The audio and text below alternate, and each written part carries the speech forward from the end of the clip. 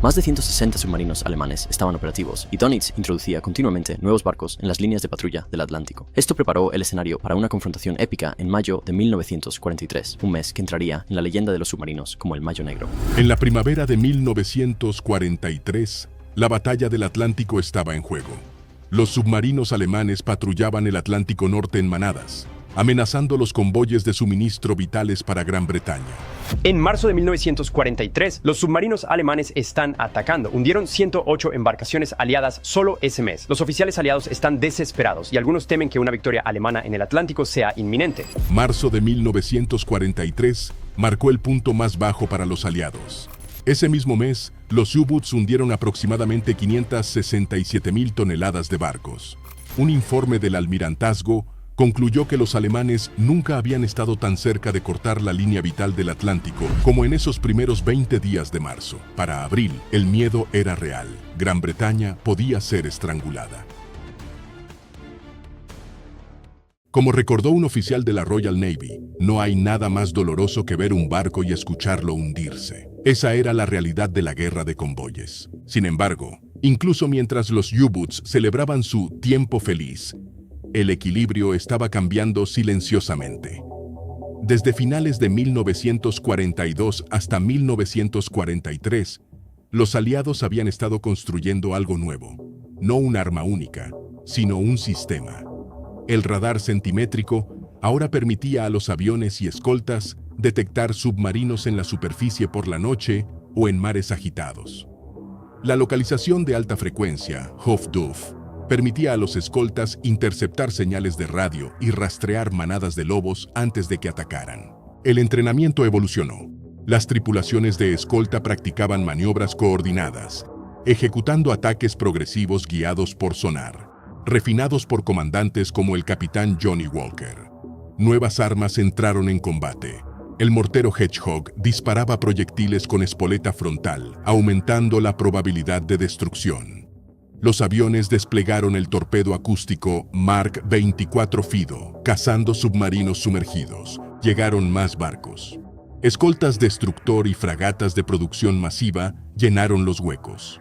Aviones de largo alcance como el B-24 Liberator extendieron la cobertura de patrulla, cerrando el letal vacío aéreo del Atlántico Medio. Portaaviones de escolta y barcos MAC añadieron poder aéreo móvil directamente a los convoyes. Incluso la inteligencia jugó un papel. Los códigos Enigma habían sido descifrados nuevamente, proporcionando información sobre los despliegues de los U-Boots.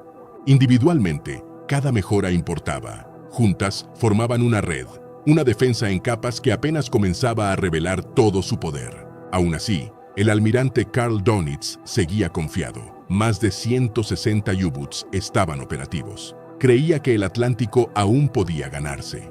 Continuó enviando submarinos a las líneas de patrulla, buscando abrumar a los convoyes mediante concentración. Esa confianza sería puesta a prueba en mayo de 1943. A finales de abril, el convoy ONS-5, 42 mercantes, partió de Liverpool con destino a Norteamérica. Era lento, cargado y solo ligeramente protegido. 6 escoltas, bajo el mando del comandante Peter Gretton. Desconocían que más de 50 U-Boots se encontraban posicionados a lo largo de su ruta. El 28 de abril, se hizo contacto al sur de Groenlandia. Al principio, el clima favoreció a los alemanes. Tormentas violentas del Atlántico dispersaron el convoy y tensionaron a los escoltas. Varios submarinos se infiltraron, siguieron y atacaron. Un mercante fue torpedeado. Se enviaron refuerzos. El grupo de escolta 3, 5 destructores de Terranova, se unió el 30 de abril, elevando la fuerza de escolta a 14 buques de guerra. La resistencia se endureció. Las pérdidas fueron limitadas. Dönitz pausó brevemente las operaciones el 1 de mayo, pero la tormenta tuvo consecuencias. Algunos escoltas se vieron obligados a reabastecer combustible. El convoy se ralentizó, se fragmentó, vulnerable nuevamente. El 4 de mayo, ONS-5 cayó en otra trampa, 29 submarinos esperando. Dönitz ordenó una concentración total. Todos los U-Boots disponibles convergieron. Lo que siguió fue caos. Esa noche, decenas de U-Boots atacaron desde todas direcciones. Los torpedos destrozaron el convoy. Entre el 4 y 5 de mayo, 12 mercantes fueron hundidos. Los escoltas estaban abrumados, extendidos a lo largo de un campo de batalla azotado por la tormenta. Por un momento, parecía marzo otra vez, pero algo era diferente. Un avión canadiense PB Canso ya había atacado al U-209, dañándolo fatalmente. Las patrullas aéreas de largo alcance llegaban más lejos que nunca. El vacío aéreo, el santuario de los U-Boots, estaba desapareciendo. Luego, el 5 de mayo, una densa niebla se levantó. Cambió todo. Los vigías de los U-Boots quedaron cegados, pero el radar aliado seguía funcionando. Los escoltas podían detectar lo que los submarinos no veían. Llegó otro grupo de apoyo. Más cañoneras y fragatas. El mar se calmó. El sonar volvió a ser efectivo. La dinámica cambió. Ahora los escoltas cazaban. Los buques de guerra perseguían contactos agresivamente, atacando con precisión. Entre el 5 y 6 de mayo, 5 U-Boots fueron destruidos, y otros ya habían caído antes en la batalla. La manada de lobos comenzó a desmoronarse bajo la presión sostenida. Lo que había comenzado como un desastre se convirtió en una reversión. Para cuando Dönitz interrumpió el ataque, el costo fue enorme. Unos 13 mercantes perdidos, pero 7 U-Boots destruidos.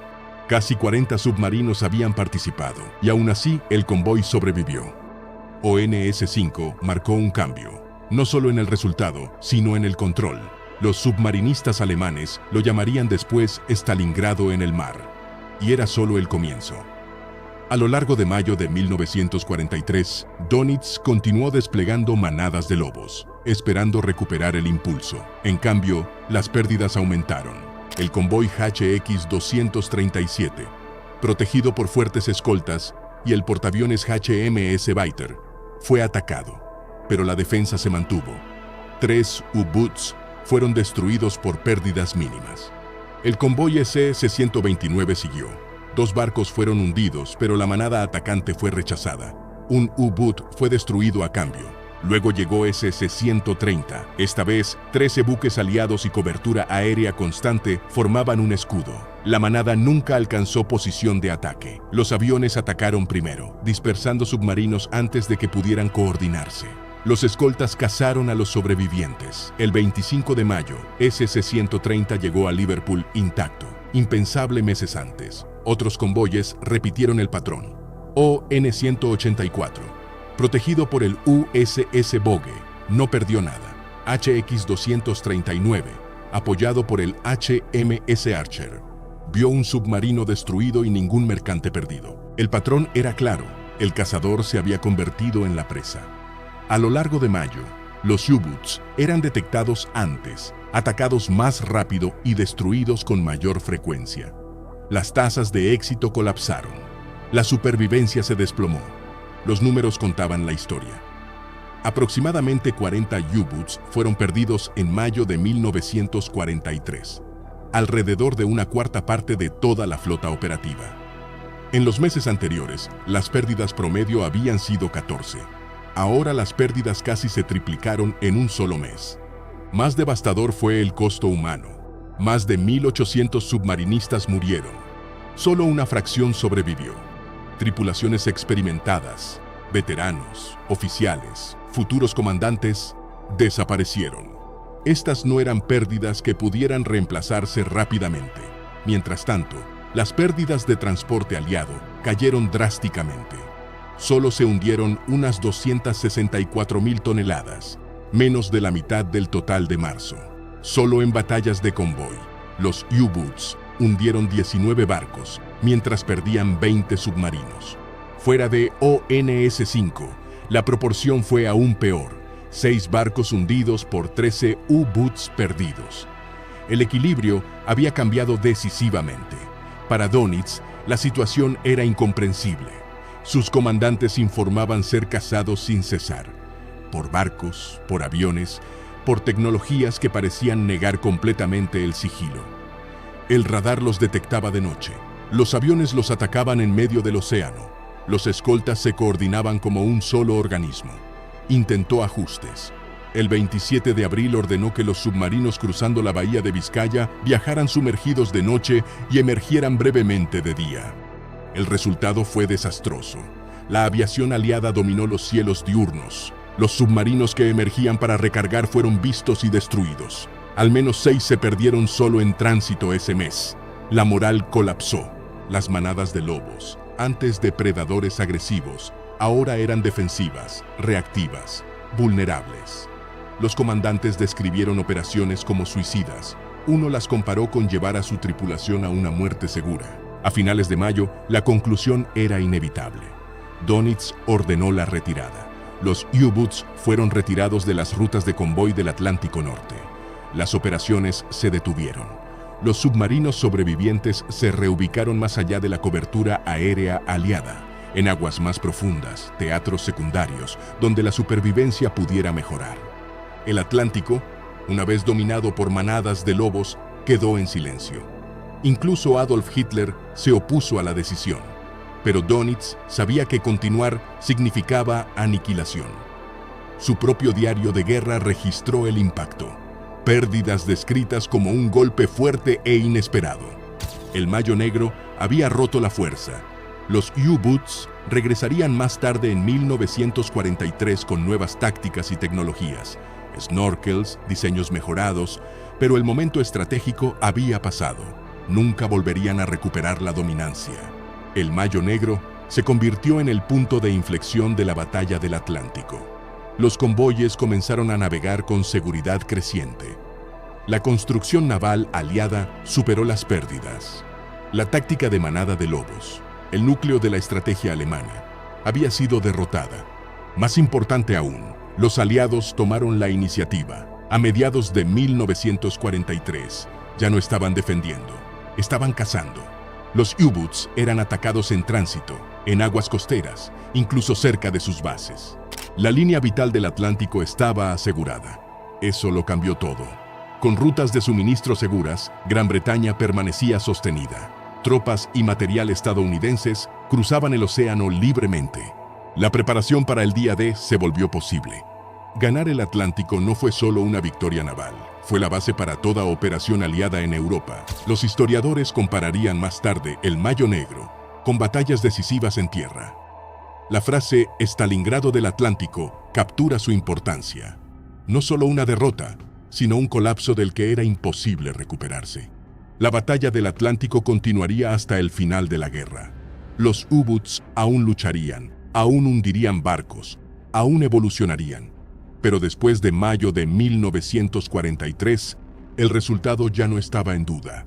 El intento alemán de estrangular a los aliados había fracasado. El Mayo Negro se mantiene como el momento en que la tecnología, la coordinación, la inteligencia y la perseverancia convergieron y rompieron la amenaza naval más peligrosa de la guerra.